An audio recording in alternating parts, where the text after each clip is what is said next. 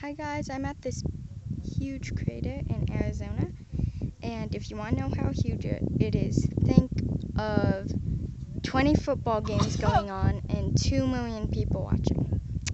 It's 2.5 miles around and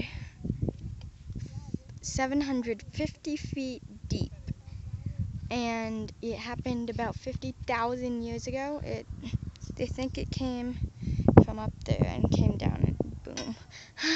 So it's awesome. It's huge. If you got in there, you would probably be a little speck.